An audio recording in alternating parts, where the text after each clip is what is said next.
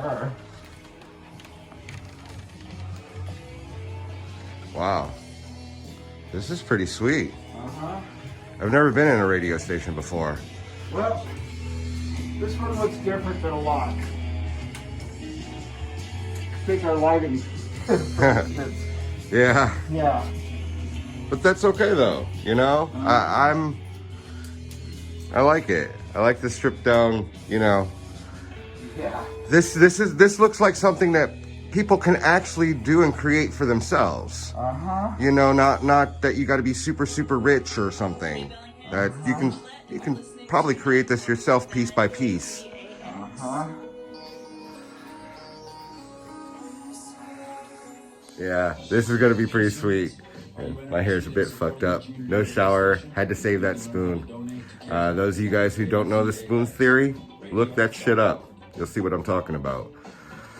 So getting ready to do this radio interview. Told I'll get like 10 to 15 minutes on air. This is gonna be pretty freaking awesome. I'm pretty excited. So I think it's time for me to step on out, smoke a little bit, and come on back in. You are listening to 94.9 KZAX LPFM Bellingham.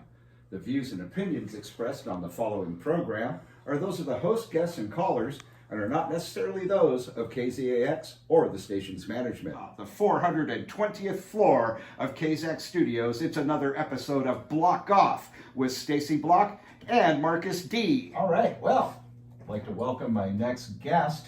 It's a good friend of mine, somebody I met a few years ago when he was on an epic walk of 1,500 miles. Well, 1,420 miles.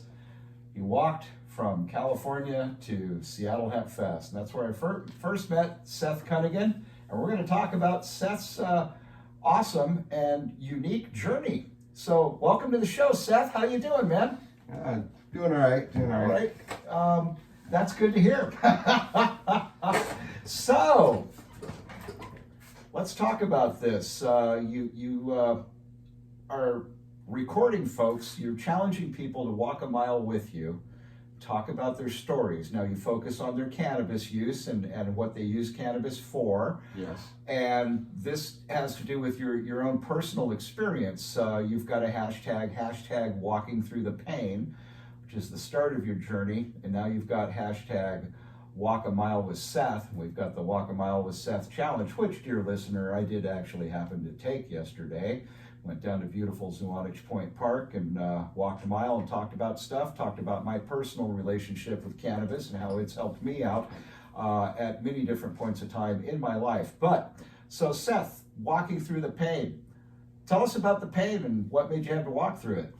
Well, about back in 2015, I found myself stuck in bed hating my existence because I was in pain all the time from fibromyalgia. I was missing my own birthday, was missing going and meeting an idol who had come to town for a concert.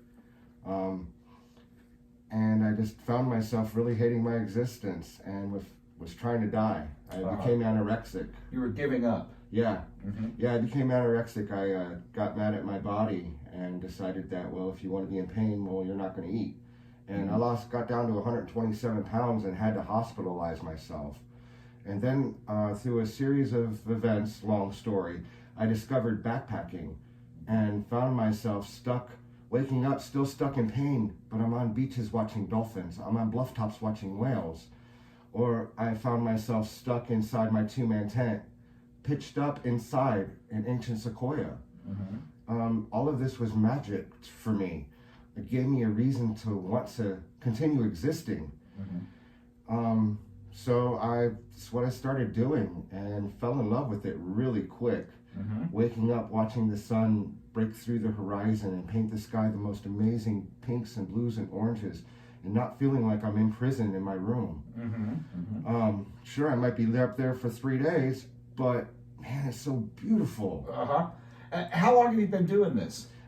April 12th, 2016 was when I went on my first long journey. So you were over a year into this when I first met you at Seattle Hemp Fest. Right, I had walked 3,007 miles by the time you met me. Wow, wow. And we were yesterday at mile 5,895 when we finished. Yeah, that's amazing. That's a lot of walking. Now, walking through the pain isn't as much a statement of by walking you get rid of the pain. No. This is how you are dealing with the constant. It's there. It flares up. Right. And so sometimes when you find a place, your fibro flares up, and you're there until it goes away. Until it lets me get up and go. And then you're on to the next place. Yeah, and I've been really lucky. I've had people out of nowhere just come up and appear with water for me when I find myself stuck. There's no way I wouldn't survive without all the amazing people I've met on the journey too. Mm-hmm. But you're a person who is out there walking. You're you know, this is like someone on a mythic quest to me, or a magic quest, or I don't know what to call it, but you're out there on this spirit quest, and Yes. you are encountering people, and you're seeing a side of the world that a lot of us don't see, and There's that's so much love out compassion and love, and just folks helping other folks. Without ever knowing that I'm doing something really awesome. Right. They just think you're just some other homeless guy walking down the road, right? Yeah, they just see me with my backpack and I'm looking all dirty and smelly, but I tell you, Latinos, man, they love me. They will stop and roll down the window and hand me a homemade hot meal right out their car window. Yeah. Yeah, I actually get shown love all across the board by all walks of life. It seems like everywhere you go, and of course, Yes. you have a great social network, a support network. You've Now got I do. friends all over the place Now by I doing do. this. Yeah. When you started out, of course, you were just all right. I'm gonna go. Yeah, for the first year and a half until I got almost all the way up to Hempfest. So for the first 2,000 miles, it was just me, my backpack, and on a journey. And then I ended up getting to Hempfest, and life kind of opened wide up, and I got to see what I'm doing in a bigger picture.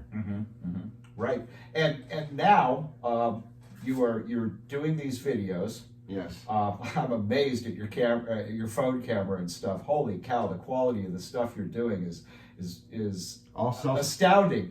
Yeah. All self-taught. Self-taught, yeah, that's amazing. So you've got these episodes you make, and you edit them, and you put them up on YouTube. How many of them have you done now? Oh man, I think I got about 180 videos. Right.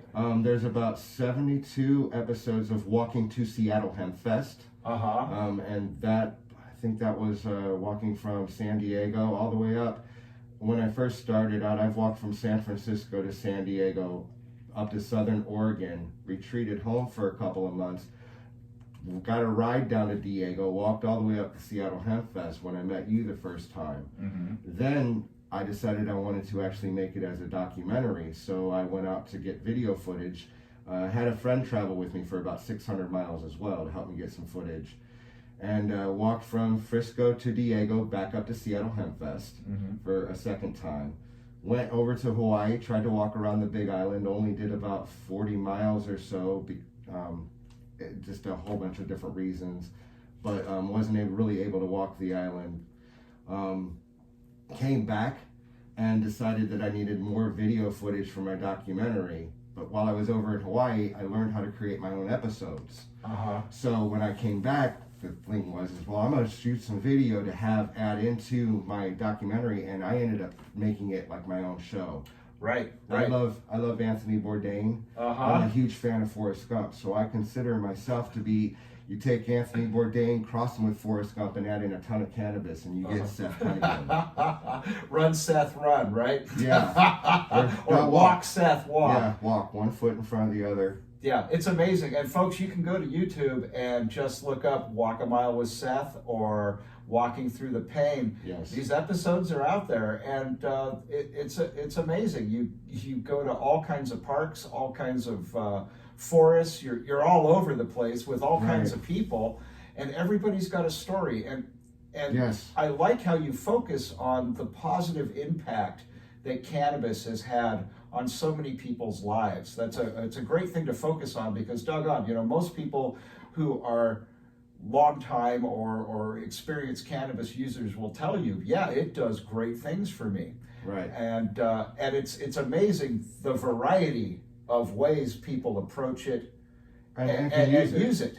Right. Mhm. I myself, when I first got fibromyalgia in 2010, I quickly realized that smoking a bowl helped ease the pain enough that I can, if I sit still and don't move, I can almost pretend that I'm not diseased, that I'm not in pain, because I just don't feel it. But the minute I move, I'm in pain. Mhm. Basically, when you get the flu and your whole body aches all over, I feel that 24/7. That never goes away.